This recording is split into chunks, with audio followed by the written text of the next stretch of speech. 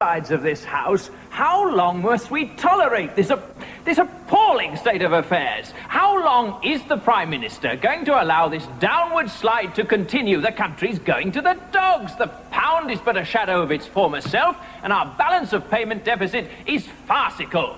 It is high time, sirs, that the Prime Minister and the government took steps to find a remedy. Well, I don't think things are all that bad.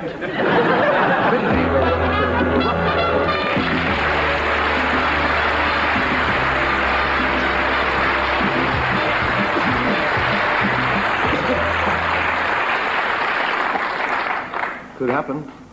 It's not far off. Good health. You're all miserable because I'm the only one sitting there. You know, the only thing about toasting other people's health, that if you do enough of it, you screw up your own. And we actually are. We are told that drink is the enemy of man. And yet the good book tells us to love our enemies. I love you, I love you. And one of the things I'm asked, why, when I sit down on the stool or the chair, why I cross my legs. It's very simple. If you sat here for as long as I do and drank as much as I do, you'd be sitting there. And cross-eyed. I was reading the other day. Abacada. That's the way I read. Took a degree in brain surgery. I was reading, actually, that regarding fashions, that people should dress according to the color of their hair. For example, if you've got brown hair, you should wear browns, and if you've got greyish hair, you should wear light and grey colors, and if you've got dark hair, you should wear dark colors. I wish there were more bald-headed women in the world. I was also reading about baldness. Do you know, they tell you if you go bald from the front, here, from the front of the head, you go bald from the front because you have a great brain power. You're a great thinker.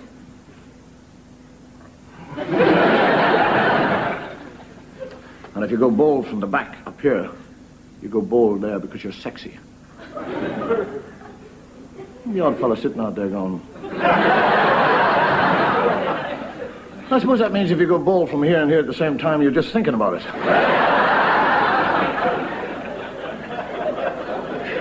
You know that there are actually 7 stages of ordering brandy and port. The first stage is brandy and port, please. Second stage is brandy and port, please. Third stage is brandy. Fourth stage is brandy. Fifth stage, hey, you fat bum, get in a drink. I'll say it. Sixth stage is brandy and port. And the 7th is... You get a little fella at a party, cocktail party, goes up to the hostess and says, excuse me, madam, but do lemons have feathers? I beg your pardon? Do lemons have feathers? She said, I don't think so. Why? He said, well, in that case, I've just squeezed your canary into my drink.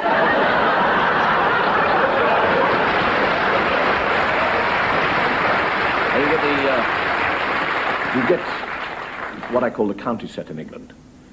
One of those very, very beautiful county houses. A huge ball. Everybody who is everybody is invited to this ball. And there's one old lady who's 93 years of age. And she's sitting there. And she's had a bit too much of the booze. She's been sipping at it all evening. And she thinks to herself, I haven't got long to live. And I'm going to do one exciting thing in my life before I die. I'm going to streak right through the ball. She goes into a room, takes all her clothes off, opens the door, and goes whoom, right through the ball. And there's 2 old fellas sitting there.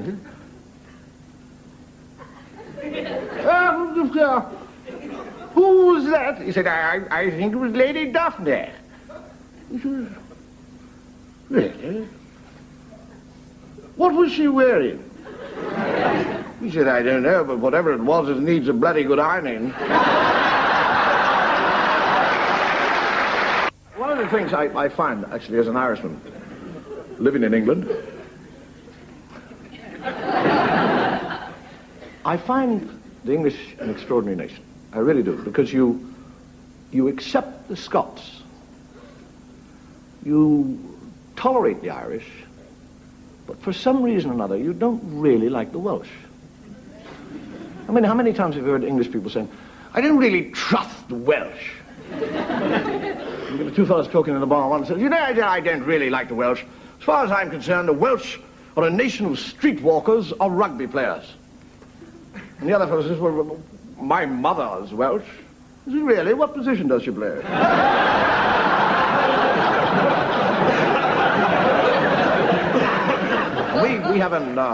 We have in Ireland, we have two types of Irish. We have Irish and we have Anglo-Irish. And you can always tell the Anglo-Irish because they wear tweeds and carry shotguns. And they live in London. And this is a story about a very wealthy Anglo-Irish landowner who makes one of the girls in the village pregnant. And the mother goes to him and says, you dirty beast. You dirty savage. Sex maniac. You've destroyed my daughter of her honor. She's pregnant. And you're going to have to marry him. You're going to have to marry her. And he said, Madam, I cannot possibly marry your daughter. She said, you will, you will. He said, I cannot. Now let me understand. Make it quite clear. If I marry your daughter, I shall be disinherited from my fortune. I cannot marry your daughter, but I do love her. And I promise you that I will take care of her. The day the child is born, £5,000 per year will be paid into the bank to see that that child is educated and dressed. And on attaining the age of 21, £100,000 will be paid into that child's account. I've also bought a very large house for your daughter, and at the same time I am granting her £10,000 per year to look after the house and herself.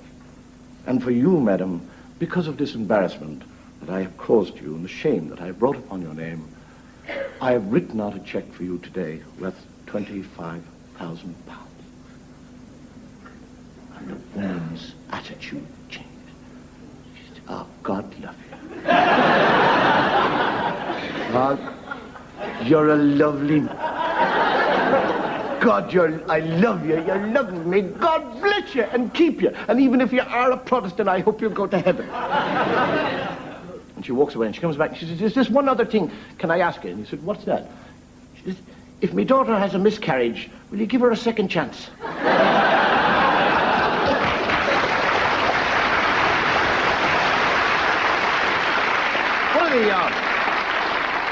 We are continually being given advice of all sorts. And the one piece of advice that we never seem to take, and it's a very good piece of advice, and that is to make love and not war. It's a lovely thought, that, isn't it? Make love and not war. There wouldn't be any conscientious objectors. Well, there's bound to be a few. Can you imagine that? The generals will be opening fronts all over the place. Get mentioned in the dispatches for making love single-handed.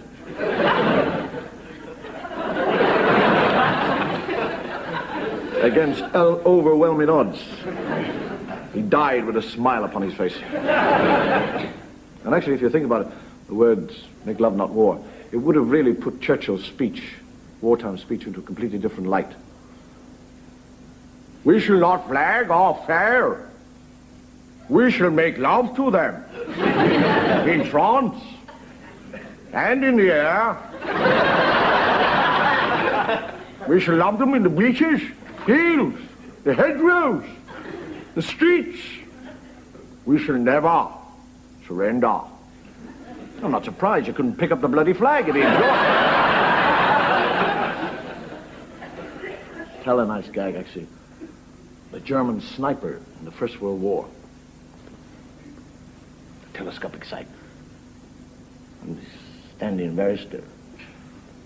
The friend says, "What can you see?" He said, "I can see a British soldier." He said, "Why don't you shoot him?" He said, "He is talking to a French milkmaid.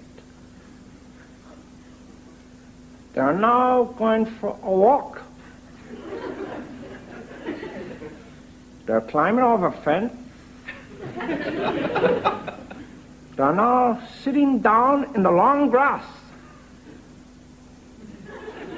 He is holding her hand.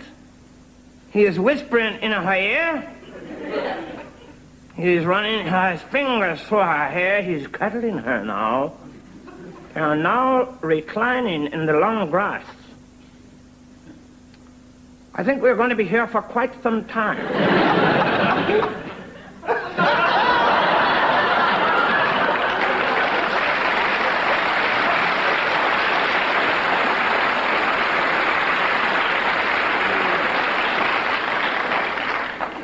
A soldier's life is a life of give and take. The officers give the orders, and the soldiers take the orders. Send the next recruit in, will you? Morning, sir. Morning. Stand over there against the wall. Yes, sir. Close your left eye and read this card with your right. Excuse me, sir. But, Just read the card. yeah, but, sir... Look, my boy, the first thing you've got to learn when you join the army is to obey orders. So read the card. Yes, sir. HBLOVGNLVYTLO. Everything all right, Sergeant? All quiet, sir. Oh, thank you very much, sir. Oh.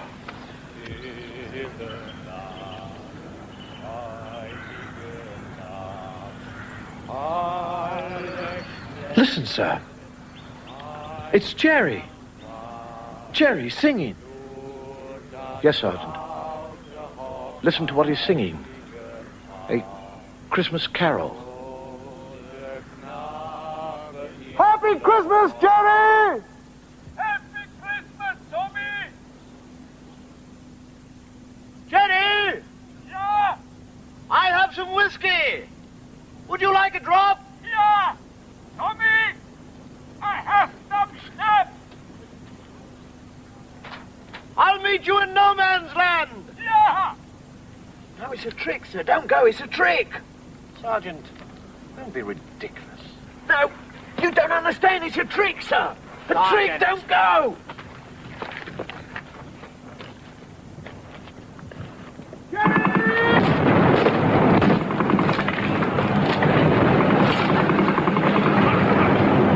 What a filthy trick to play on Christmas Day. That's what I was trying to tell you, sir. It's not Christmas. It's April the 1st.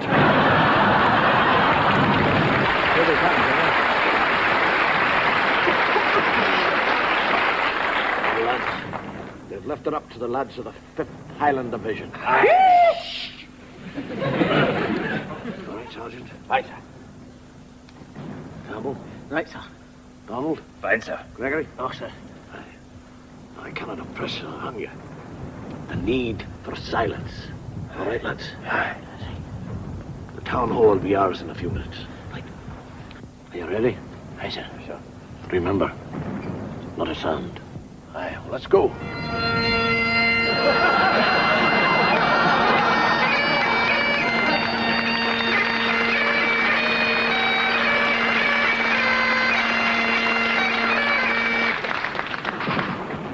Our orders are to attack immediately, Sergeant. Sir, they'll shoot us down before we're halfway there. I wouldn't worry too much, Sergeant. I have a plan. We have to make a full frontal attack. Aber, Lieutenant, the English Schweinhund will be shooting us down before we halfway there get. Nein, I have the plan. You see, the Germans are rather like us. They'd never shoot an enemy in retreating. You mean it's part of their traditions, huh? Exactly. So what we'll do, we'll charge at them, but walking backwards. They'll think we're retreating. They won't shoot. You know the English are never shooting the enemies when they are retreating. Nein? Well, they are. And my plan is that we are walking towards them backwards. They think we are retreating, so they don't shoot. And then we're about halfway there, we'll turn and charge at them for real. We'll catch them by surprise and frighten the knickers off them. Military genius, that's what you are, sir. Thank you, sir. Then suddenly we are turning about, rushing at them across their trenches, and catching them unawares with their panties down. Oh, wunderbar! All right then, men. Over we go. Now pass the word to the men, yeah. Don't shoot until you see the whites of their eyes, Sergeant. Men, not to fire until the whites of the eyes you see.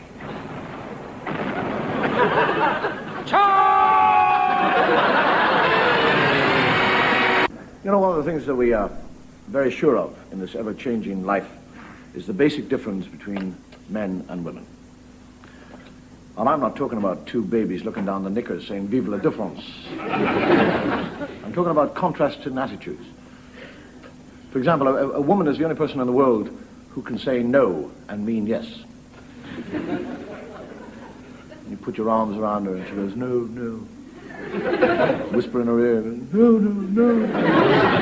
You put your arms around her, "No, no, no, no, no, no." "Yes, yes, yes, yes."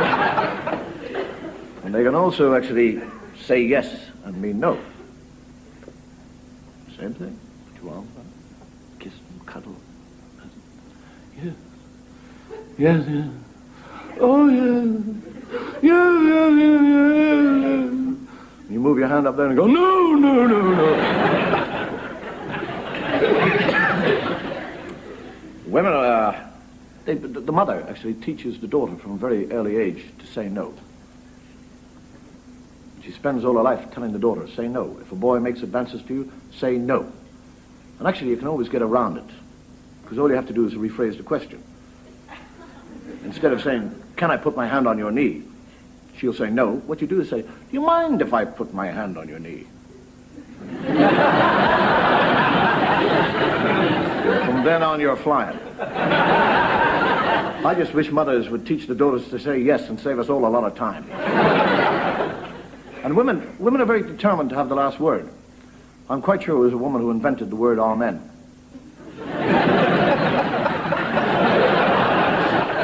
You know, I knew a woman who went out of her mind trying to have the last word with her own echo.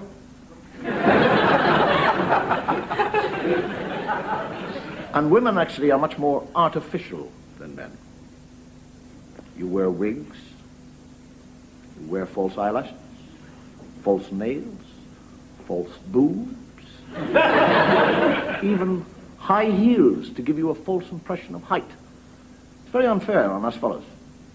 Because you're in a bar, you see what you think is a beautiful girl, you take her home, she goes up to the flat, takes all this stuff off, and you finish up making love to a pale, bald, flat-chested, gummy midget.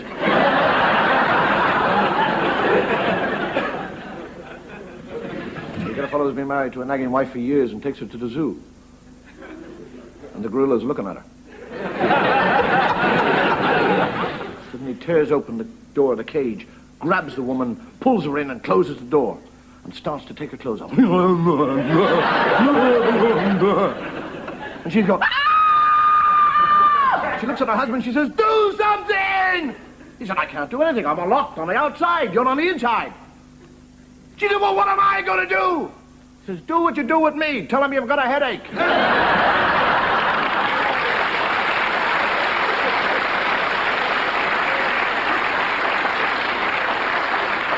Can you imagine the gorilla doing it? Going, and she goes, "I have a headache." And he goes,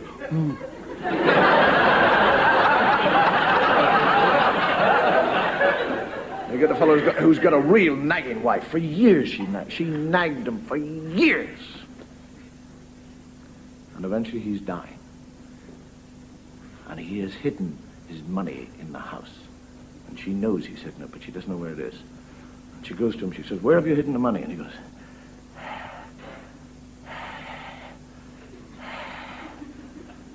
she says, "Downstairs?" And he goes, "Under the floorboards downstairs." And he goes, and off she goes. And she tears the house to pieces, tears the floorboards up to scrap, and finds nothing. and is running back up the stairs to talk to him and meets the doctor who says, your husband has made a remarkable recovery. He's fine. He's sitting up in bed, just needs a lot of hot soup. But look after him. And she runs into him. She says, you're better. And he goes, yes, I am. She said, when I asked you about that money, where were you pointing to? He said, I wasn't pointing. I just didn't have the energy to do...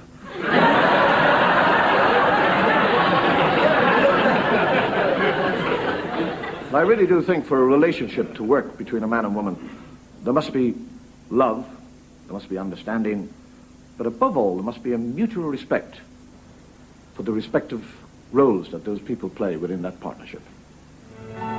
Do you love me? Of course I love you. How much? I love you more than anything in the world. Really?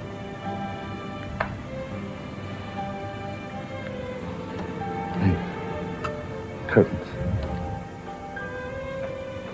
Oh, my God, it's my husband! Oh, What? Where? What is the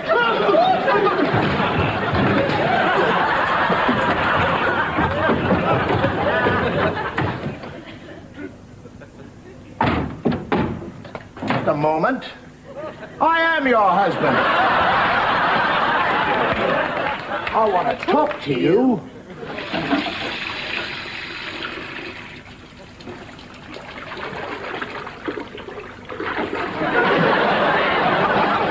Darling! Your bath is ready. Sorry, darling, I'm in a hurry.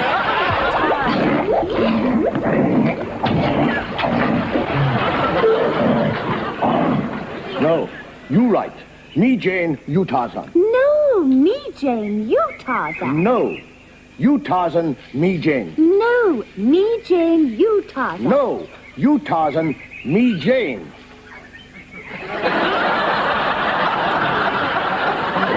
Warm-ups and ice cream. I could never actually figure out when I used to watch the shows. You notice the use of the word used to.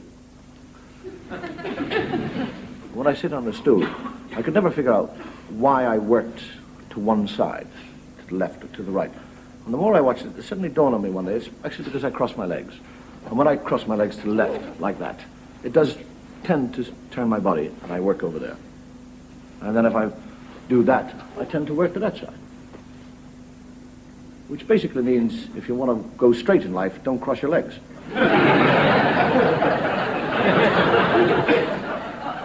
And I know that I sit here and I do tend to kind of twitch occasionally. I do odd things.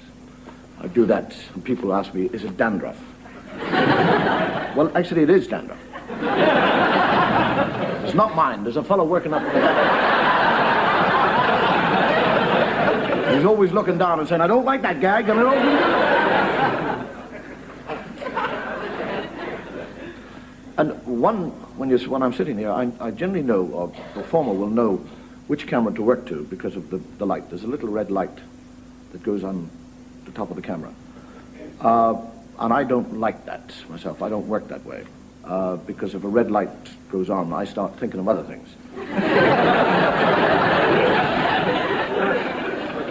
And you sit there and you think that I'm actually twitching and things like that. And I'm not. It's a very secret code between the director and I, because he's in a box somewhere over there, and he can't see me, and I can't get in touch with him. So I've devised a little code. For example, to you, I'm just scratching my left ear, but to me it means I want to work to that camera there. And if I do that, it means... Well, do that. Occasionally I do that. That means nothing, it's just my bum is itching. If I do that, it means where the hell did you get this bloody audience from? If I do that, like that, it means I am asking for a close-up. Very close camera shot. Because it means my glass is empty and there's a fellow sneaking in here.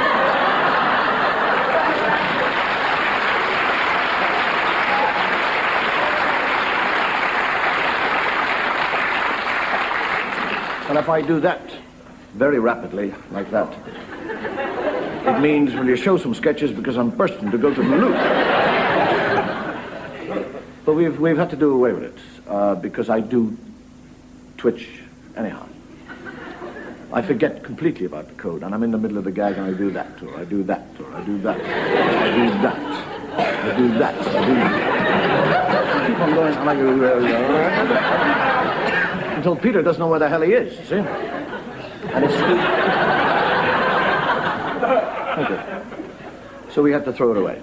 But one of the things I do like, actually, I do love about working in the BBC, is that we have all the facilities to be whoever you want to be. We've got all the makeup and we've got all the costumes. And let's face it, everybody loves to dress up. I mean, there is the ham in all of us. Well, not if you're Jewish. And one of the great things, one of the lovely things about dressing up, it's a form of escapism. It gets you away from the realities of today. I mean, you can't possibly dress up as Frankenstein or Dracula or Robin Hood and think about such mundane things as strikes or unemployment, or the devaluation of the pound. You've got much more interesting things to think about, like, where is my next pint of blood coming from? Igor, you think the transplant will work? Or who's made Marion? Or better still, who hasn't made Marion? I know what you're thinking. You're thinking because I'm talking about escapism and Robin Hood and costumes, it's a kind of backhanded way of introducing some sketches in costume. And you're right. God, you're a clever lot. If I'm not careful, you'll do the show without me. Lads! Stop, little dog! Hello, Robin. What have you invented today, then? I've invented an invisible, arrow-proof vest. Oh, really? Good! I haven't put it on! Holmes, I've had this idea. My dear Watson, how many times must I tell you, do not interrupt me when I am thinking? I'm sure you're wise tangling with this fellow, Holmes. They do say it. Well, damn it, they say the fella's in league with Satan. He can cast all sorts of spells, work any sorts of evil, even at a distance. My dear Watson, you are living in the Middle Ages. It takes more than a lot of superstitious tommy rot to put me off a case, which, if I am not mistaken, is his intention. As you are aware, Watson, my methods are based on science. As for all this silly business of casting spells, all I can say is, Watson, grow up. Grow up. Well, I must say, I don't think it's for me to grow up.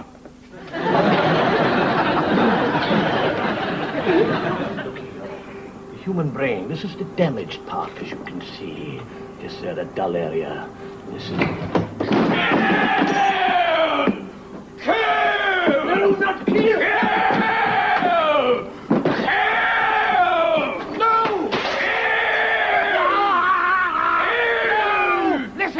Listen, not kill. Love, love, not kill. Love, love. Love, not kill. not kill. Love. Love, not kill.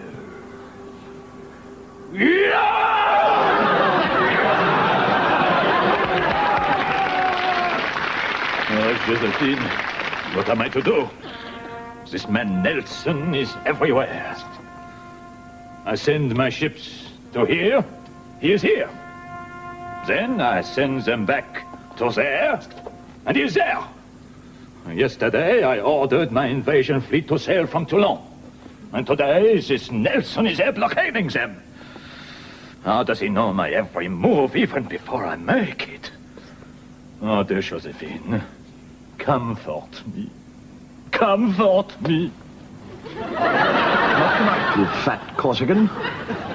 Tell me about your battle plans for tomorrow.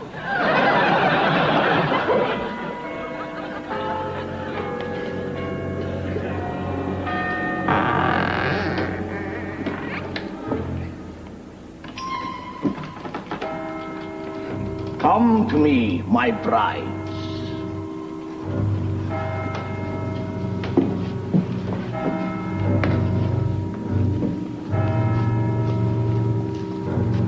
Look at me listen well. Mina, I will be with you from midnight till 2. With you, Melissa, from 2 to 4. With you, Audrey, from 4 to 5 past. 2 to 5, and with you till sunrise. Away, prepare yourselves.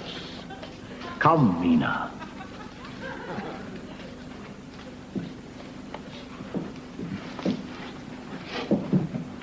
Are you surprised that we vampires sleep all day?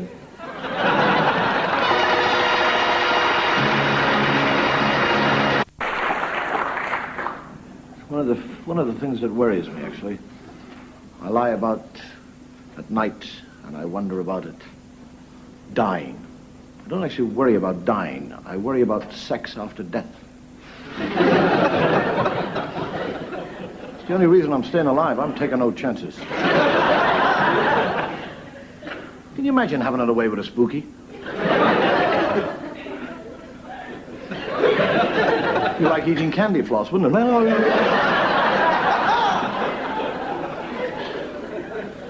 You get the man dies and his wife goes to a spiritualist to try and get in contact with him. And they sit down at the table and join hands. All of a sudden the room goes very cold.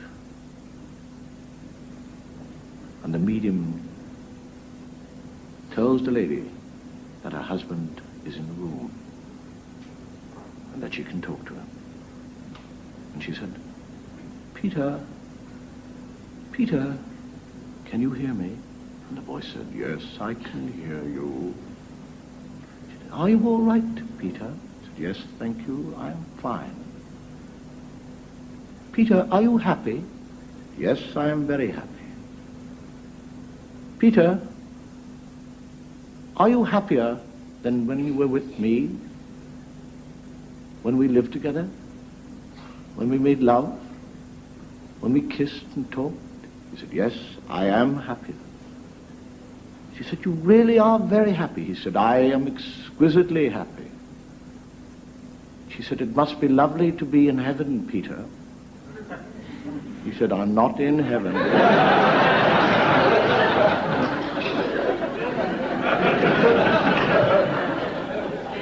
I think I'm turning all the ladies against me. Look at all. Get a nun. Gets up in the morning and leaves and walks down the corridor. And another nun looks at her and says, it's a difficult thing to say, another nun. And says, you got out of the wrong side of the bed this morning. And she goes on down, and another nun says, you got out of the wrong side of the bed this morning. And this happens 15 times, and by then she's livid. And she meets the Mother Superior. And the Mother Superior is just about to open her mouth, and the sister says, don't tell me that I got out of the wrong side of the bed this morning! And the Mother Superior said, I wasn't going to say that. I was just going to say, what are you doing with the bishop's shoes on?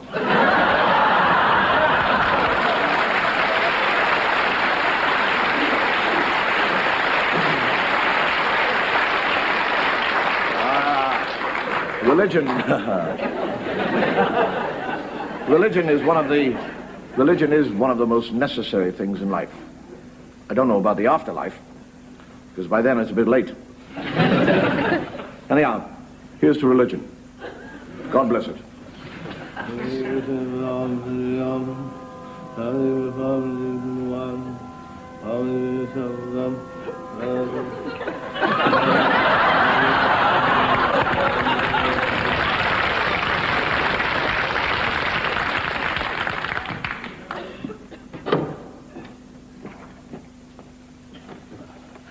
You have a confession to make, my son. Oh, it's not so much a confession, Father. I just come to tell you I've done what you suggested.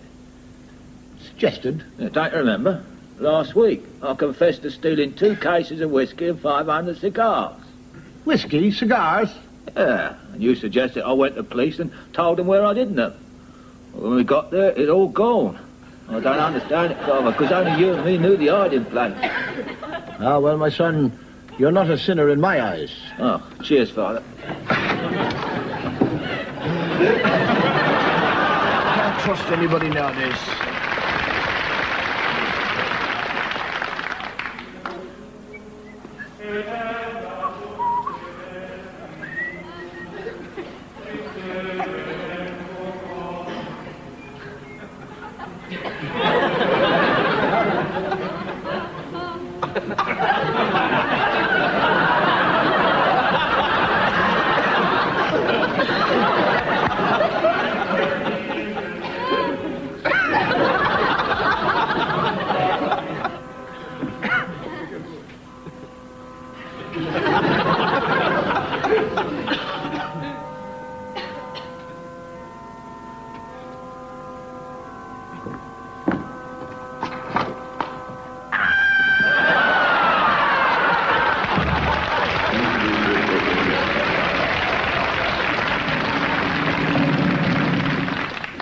Gathered here today to pay tribute to Irving Rose, truly a pillar of the English theatre.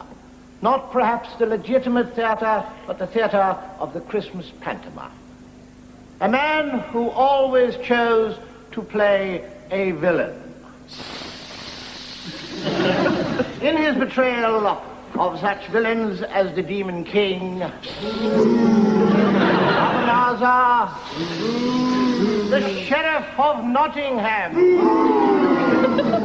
I can safely say without argument that Irving Rose was the greatest villain ever to walk upon the pantomime stage. Rubbish! Rubbish! Rubbish! Oh, yes, he was. Oh, no, he wasn't. Oh, yes, he was. Oh, no, he wasn't. Oh, yes, I was. Perhaps you're right. He wasn't. I never do gags about politicians. I never try to get laughs from politicians because I think they do a very good job on their own.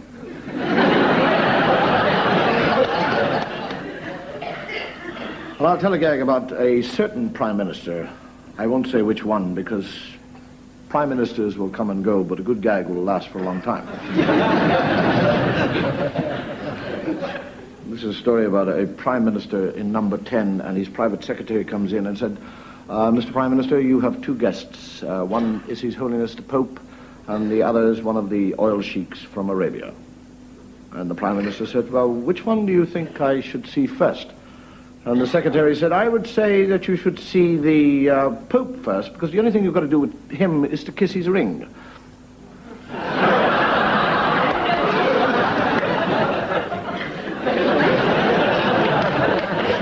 You get, or in Italy, in Rome, a great ball for all the embassy staff and all the legation staff.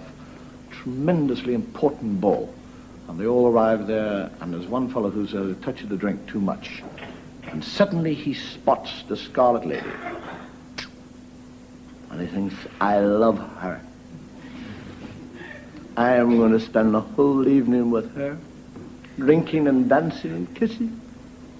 And he goes straight over to the Scarlet Lady, and he says, I demand this dance with you, because I love you, and we're going to dance the whole evening together. And the Scarlet Lady looked at him and said, I am not going to dance with you for 3 reasons. One is that the music is not a plain waltz. It is the Italian national anthem. 2 is that you are drunk. And the 3rd reason is that I am Pope Paul VI.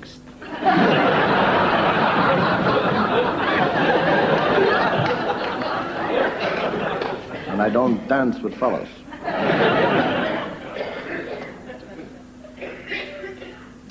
Religion, actually.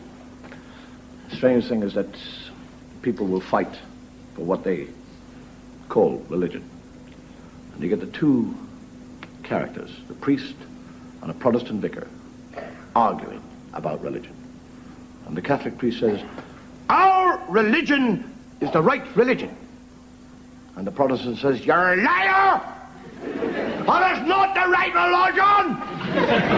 The Protestant religion is the right religion. It is not. It is. It is not. It is. And eventually, just when it's getting close to blows, the Catholic priest says, hold on a second now.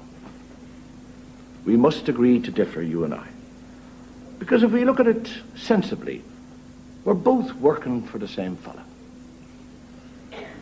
We've both got the same boss. So all I can say to you is, you go off and you teach his teachings in your way, and I will teach his teachings in his.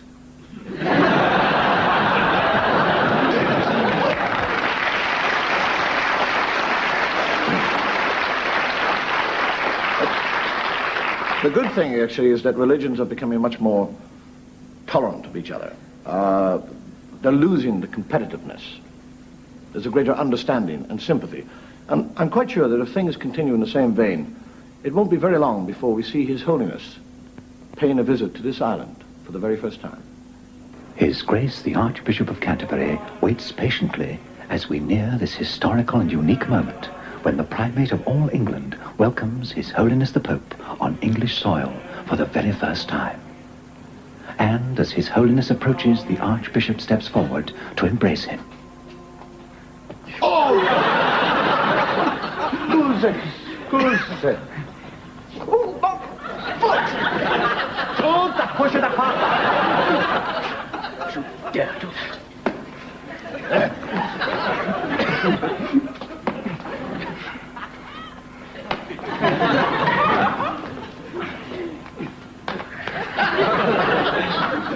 All right, come on, go, yeah.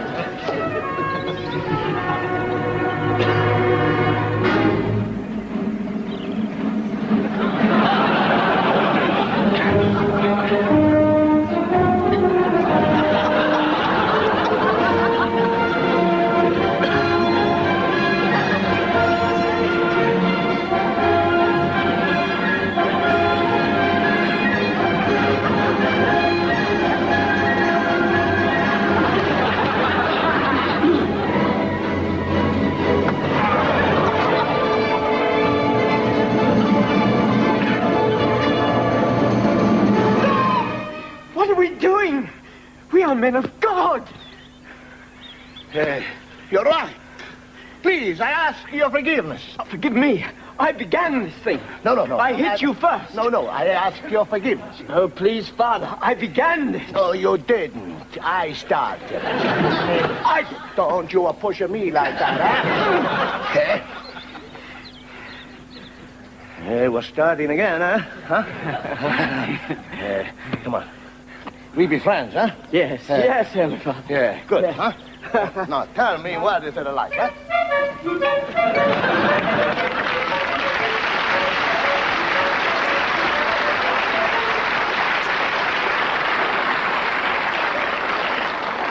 Thank you. Good night. And I think I'll change it tonight and say, may my God go with me.